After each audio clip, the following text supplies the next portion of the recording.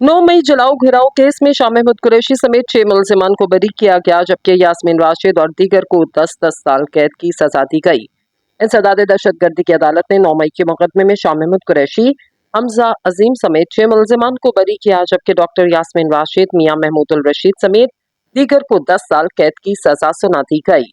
News के मुताबिक अदालत ने शेरपा बुल इश्तियाल अंगेज तकारीर और जलाओ घिराव केस जेल का महफूज फैसला सुना दिया। मुलजिमान और सरकारी वकला के हतमी दलाल मुकम्मल कर लिए गए। एडवोकेट बरहान और राना मुदस्सर उमर ने मुलजिमान की जानिब से दलाइल दिए, जबकि जज अरशद जावेद ने समाअत की और दलाइल मुकम्मल होने पर महफूज फैसला सुना दिया।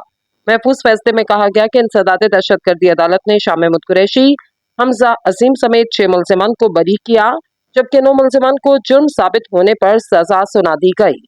जिन मुलजिमान पर जुर्म साबित हुआ उनमें डॉक्टर यास्मीन राशिद, मियां महमूदुल रशीद समेत दीगर शामिल, जिन्हें अदालत ने 10 साल कैद की सजा सुनाई।